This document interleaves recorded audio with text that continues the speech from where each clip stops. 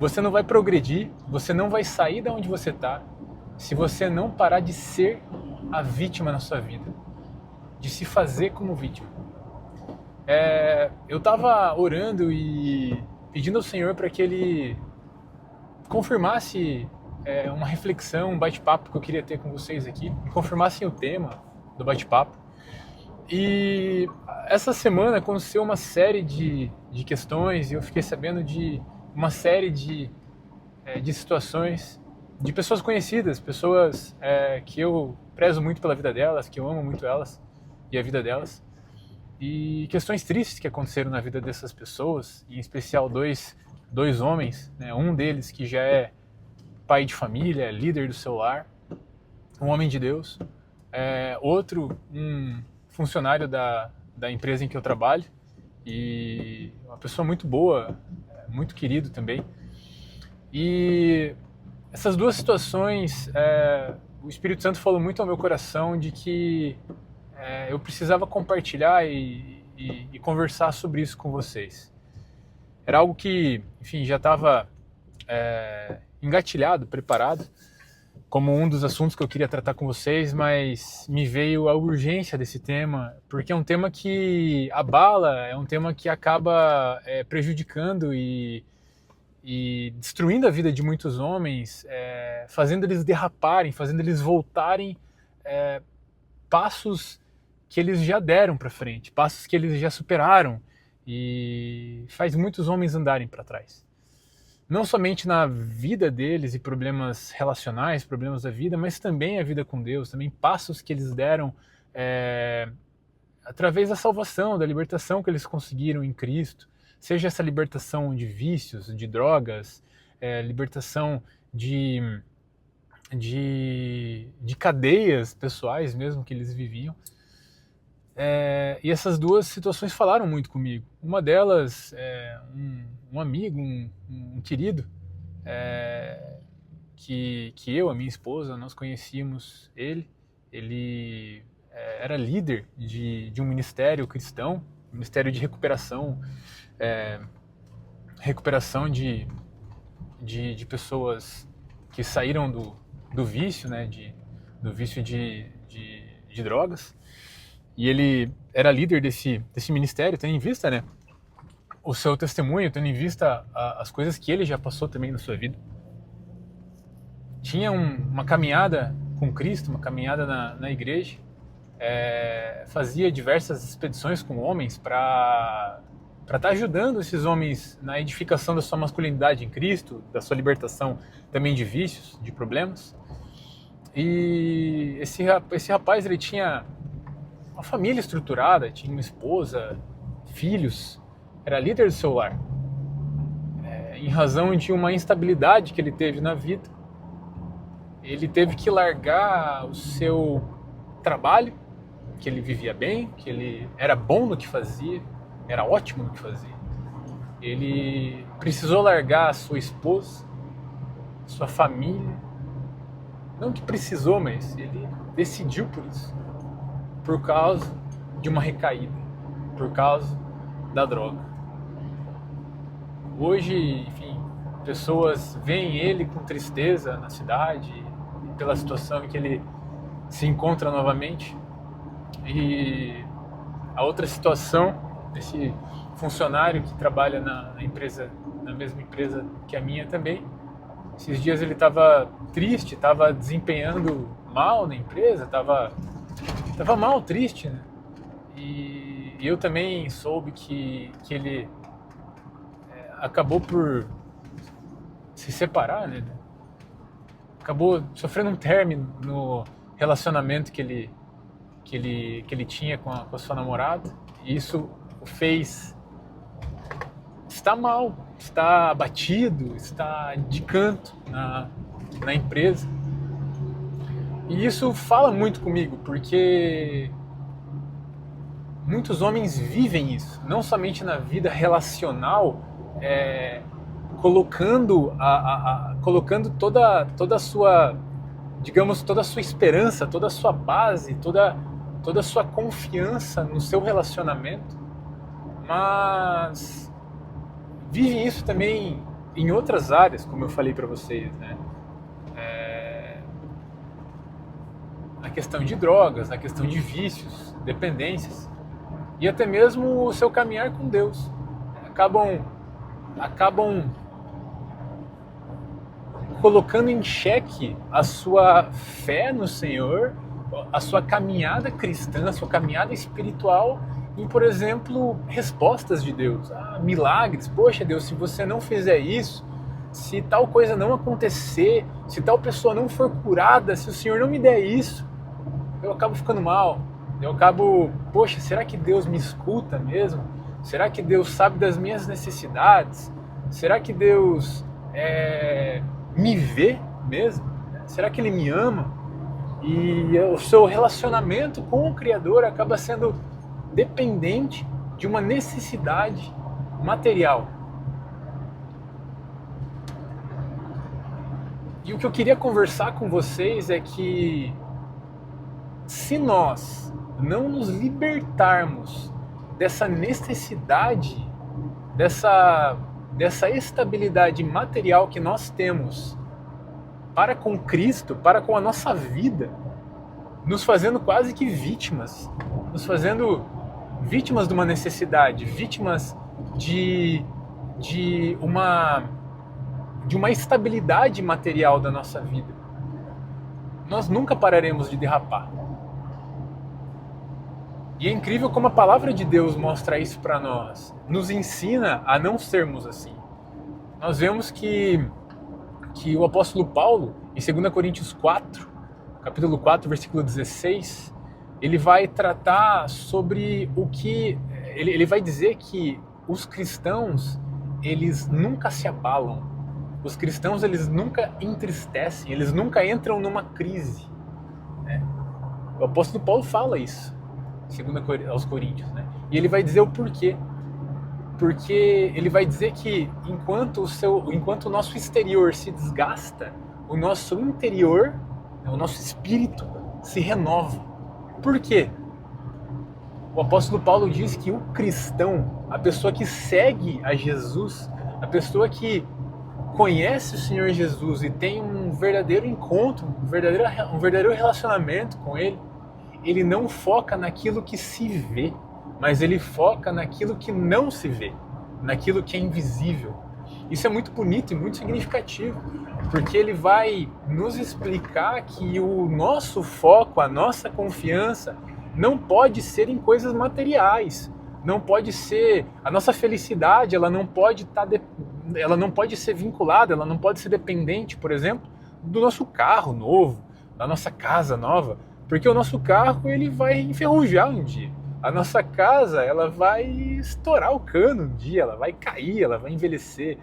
A nossa família, a nossa mãe, o nosso pai um dia vão falecer. A nossa esposa, por mais que o casamento deve e o Senhor espera que ele seja eterno, a nossa esposa um dia vai falecer, ou nós vamos falecer, ou um dia ela não vai estar bem psicologicamente para sustentar as nossas necessidades. Então Paulo ele vai dizer, a confiança de vocês não deve estar no que pode ser visto, não pode estar no material, deve estar no que não pode ser visto, no invisível. É interessante porque essa afirmação de Paulo ela vai de encontro com o que o autor da carta aos Hebreus vai falar lá no capítulo 11, o capítulo que na carta aos Hebreus nós chamamos de o rol da fé, né? O rol dos heróis da fé que nós chamamos, né? Porque lá nesse capítulo ele vai falar acerca de vários heróis da fé, várias pessoas que a palavra mostram que são referências de fé para nós. E quando ele vai falar acerca de Moisés, ele vai dizer como Moisés ele teve a ousadia, ele teve a escolha de deixar de lado as riquezas que a ele seriam devidas um dia por ele ser o neto do faraó, né, ele ser filho da filha de faraó. Ele deixou de lado os prazeres da carne, os prazeres ilusórios da carne e das riquezas do Egito, para focar no invisível. E é muito lindo porque o autor de Hebreus, mesmo não existindo, mesmo sendo prévio a Jesus, essa história de Moisés, ele vai fazer essa referência, ele vai referir o olhar para o invisível como o olhar para Cristo, como o ser, o confiar em Jesus. Isso é muito bonito, isso é muito claro para nós, né? E é incrível porque nós, como seguidores de Jesus, nós devemos parar para fazer uma avaliação pessoal e dura de nós mesmos. Algo que Jesus fez com seus seguidores, né? Lá atrás no seu ministério. Nós vemos uma passagem que é muito dura nos versículos, né? Onde Cristo ele testa mesmo os seus seguidores, né? Ele vai dizer isso lá em Lucas capítulo 14 e ele também fala acerca disso em João capítulo 6, né? Tratando acerca do mesmo tema, acerca da mesma situação ali que ele vai colocar os seus discípulos à prova, né? Ele vai, digamos que, peneirar os seus discípulos.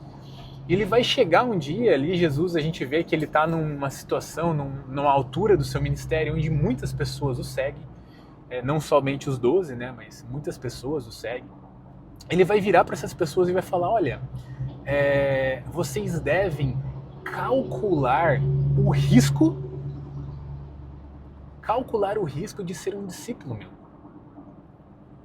Isso é muito interessante, ele vai até, né, ele vai usar uma alegoria de um construtor. Ele vai falar, porque ninguém constrói um edifício se não calcular se tem um material devido para construir aquele edifício. Se tem um material que necessita para construir aquele edifício.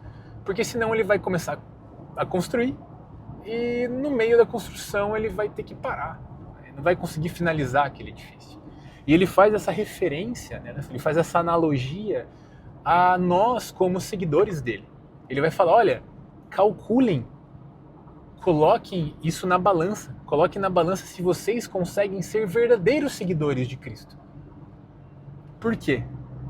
E aí ele vai complementar, ele vai dizer, porque se vocês não me amam mais do que vocês amam a mãe de vocês, do que vocês amam o pai de vocês, do que vocês amam os seus irmãos, do que vocês amam os seus próprios filhos, vocês não são dignos de serem seguidores de Cristo.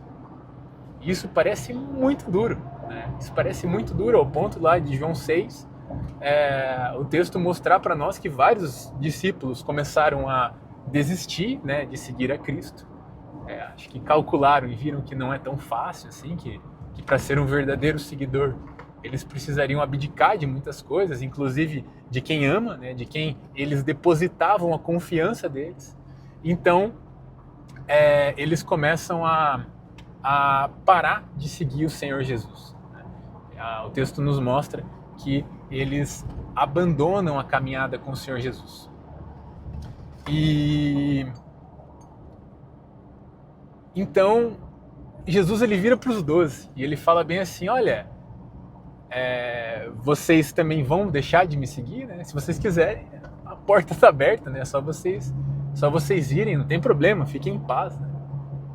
Então Pedro ele vira para Jesus e ele diz, Senhor, para onde iremos nós, se só Tu tens as palavras de vida eterna? Isso falou muito ao meu coração no começo da minha caminhada de fé. E eu preciso compartilhar isso com vocês, porque talvez muitos possam estar nessa posição. Talvez vocês nunca tenham pensado nisso antes e realmente acabam sendo instáveis e acabam derrapando em situações em que se frustram na caminhada cristã. Isso acontece com muitas pessoas. Ou na sua vida, você pode ter tido um relacionamento acabado, ou pode ter brigado com seus familiares, ou pode ter tido o seu carro, sua casa roubada, pode ter perdido dinheiro, enfim, pode não ter tido uma resposta de oração do Senhor, Isso pode ter abalado a sua vida. E você pode estar se perguntando hoje, será que eu penso que só tu tens as palavras de vida eterna? Será que o meu cálculo fecha para eu ser realmente um seguidor de Cristo? Eu passei por isso na minha vida. Eu como eu já compartilhei, né? Eu sou filho de... meu pai faleceu quando eu era muito jovem. E eu tinha uma base muito sólida em qual eu depositava toda a minha confiança e toda a minha necessidade psicológica, né? Que era a minha mãe. E no meu começo de vida cristã, no começo de caminhada na igreja, eu acabei sofrendo muita perseguição, muita negação da minha fé. Porque é normal, a minha mãe, ela é uma pessoa que vem de base católica, minha família é de base católica, e sempre houve muito preconceito com quem era protestante, né? Com quem ia por um lado que não era o católico, mas sim protestante. Eu aceitei Jesus e comecei a minha caminhada com Cristo na primeira igreja batista. Então eu acabei sofrendo um pouco de perseguição, negação, enfim, palavras fortes, né? E eu não julgo a minha mãe, não julgo ninguém que me perseguiu um dia em razão da minha caminhada cristã e do meu relacionamento com Jesus. Porque é algo que impacta, é algo que impacta naturalmente as pessoas no início. Hoje a minha mãe é uma pessoa que acompanha as palavras comigo, lê a Bíblia comigo, compartilha as suas experiências com o Senhor comigo. E eu agradeço muito a Deus porque eu me mantive firme e hoje eu posso estar compartilhando experiências que a minha mãe está tendo com o Senhor. Mas naquele momento em que a minha mãe me ligou um dia e acabou me chateando muito em razão da minha caminhada com o Senhor, eu confesso que eu sacudi, sabe?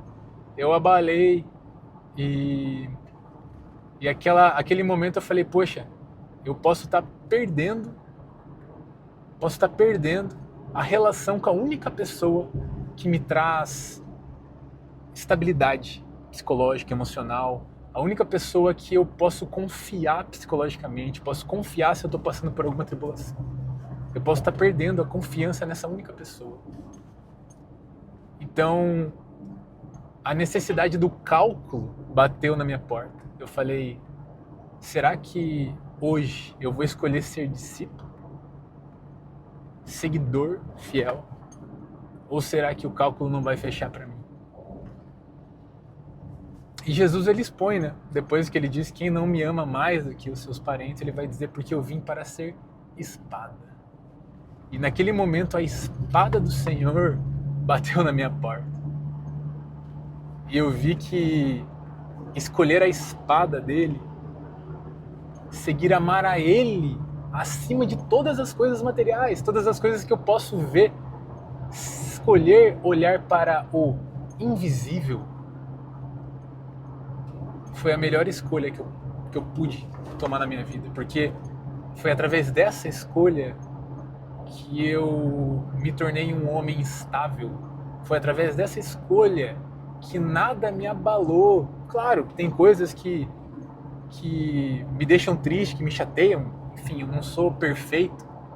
Eu sou homem, sou pecador, sou como todos os outros. Mas a escolha de ter Cristo acima de tudo me fez entender que a minha fé não depende do que vai acontecer comigo. A minha fé não depende das minhas tribulações. A minha fé não depende do meu sofrimento. A minha fé não depende de uma pessoa ficar chateada, de eu perder a relação com uma pessoa. Não depende, porque Cristo está acima disso. Cristo está acima disso. O que Ele construiu em mim, o que Ele me libertou, da onde eu saí por causa dele, eu não volto por causa de tribulações minhas. Eu não volto, porque Ele está acima de tudo. E eu desafio você a colocar essas cartas na mesa. Eu desafio você a pedir ao Espírito Santo para que ele mande a espada dele na sua vida hoje. Para que você tenha essa escolha hoje. Você tenha essa reflexão. Será que você é um verdadeiro discípulo? Ou será que você só acredita em Cristo, só acredita em Jesus, mas não o segue? Eu desafio você a dobrar os seus joelhos hoje e se fazer essa pergunta. Porque eu tenho certeza que se você escolher pela espada de Cristo e se separar de tudo que é material, colocar ele acima de tudo, você vai ser, assim como Paulo diz que o cristão é, lá em 2 Coríntios, você vai ser inabalável. Você não vai mais ser um homem instável. Você vai ser um homem que cultivará as suas conquistas em Cristo. Deus abençoe a sua vida e até mais.